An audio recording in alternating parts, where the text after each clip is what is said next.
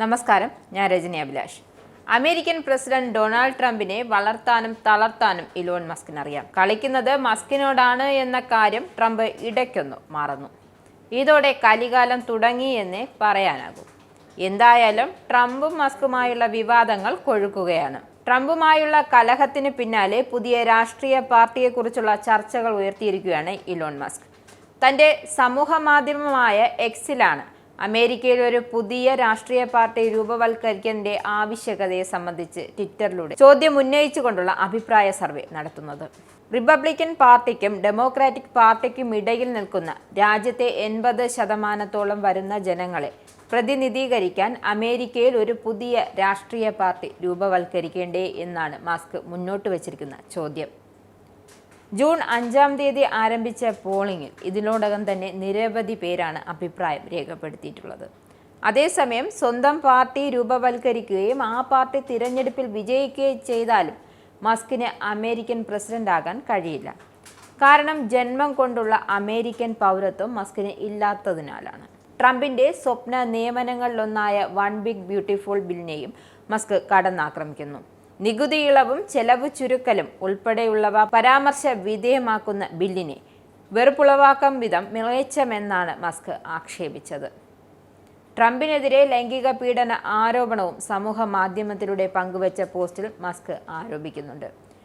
Jeffrey Epstein ബാലപീഡന പരമ്പരയിൽ ട്രംപിന് പങ്കാളിത്തമുള്ളതുകൊണ്ടാണ് case report Trump രഹസ്യമായി വച്ചിരിക്കുന്നു എന്നാണ് മസ്കിന്റെ ആരോപണം. ബിഗ് ബോംബ് എന്ന് വിശേഷിപ്പിച്ചുകൊണ്ടാണ് മസ്ക് സമൂഹ മാധ്യമ പോസ്റ്റിലൂടെ ആരോപണം ഉന്നയിച്ചത്. ഈ പോസ്റ്റ് കുറിച്ചു വച്ചോളൂ, സത്യം പുറത്തു വരിക തന്നെ ചെയ്യും. കുറച്ചു കാലമായി തുടരുന്ന ട്രംപ് മസ്ക് പോര് ഇതോടെ വ്യക്തിപരമായ ആക്രമണങ്ങളിലേക്കും കൂടി വഴിമാറിയിരിക്കുകയാണ്. പീഡന കേസുകളിൽ വിചാരണ നേരിടുന്നതിനിടയിൽ 2019 ജയിലിൽ ജീവനൊടുക്കിയ US ഹതകോടീശ്വരൻ ജെഫ്രി എപ്സ്റ്റൈൻ്റെ ലൈംഗിക അതിക്രമങ്ങൾ ഉൾപ്പെടുന്നതാണ് വിവാദപരമായ കേസ്. ട്രംപിനെ പ്രസിഡന്റ് സ്ഥാനത്ത് നിന്ന് മാറ്റണമെന്ന വാദത്തെയും മസ്ക് അംഗീകരിക്കുന്നുണ്ട്. സമൂഹ മാധ്യമത്തിൽ ഇതു സംബന്ധിച്ച ചോദ്യത്തെ മസ്ക് അനുകൂലിച്ചു. അമേരിക്കയിൽ 80% വരുന്ന മധ്യവർഗത്തെ പ്രതിനിധീകരിക്കുന്ന പുതിയ രാഷ്ട്രീയ പാർട്ടി രൂപീകരിക്കേണ്ട സമയമായോ എന്ന ചോദ്യമുയർത്തിയാണ് എക്സിലെ അക്കൗണ്ടിൽ അഭിപ്രായ സർവേ ആരംഭിച്ചത്. ഡൊണാൾഡ് ട്രംപിന് നന്ദികേട് പറയുകയാണെന്നും തന്റെ സഹായമില്ലായിരുന്നുവെങ്കിൽ 2024 US പ്രസിഡന്റ് തെരഞ്ഞെടുപ്പിൽ ട്രംപ് തോറ്റുപോയേനെന്നും മസ്ക് പറയുന്നു.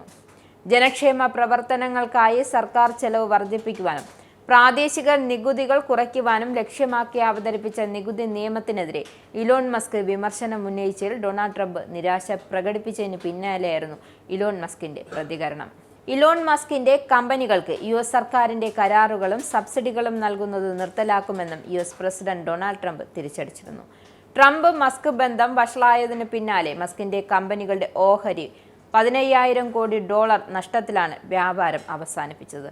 തന്റെ കമ്പനികൾക്കുള്ള സർക്കാർ കരാറുകൾ അവസാനിപ്പിക്കുമെന്ന ട്രംപിന്റെ പ്രസ്താവനയുടെ അടിസ്ഥാനത്തിൽ ഡ്രാഗൺ പേടകം ഡീകമ്മീഷൻ ചെയ്യാനുള്ള നടപടികളും സ്പേസ് എക്സ് ഉടൻ ആരംഭിക്കുമെന്ന് മസ്ക് പ്രതികരിച്ചു.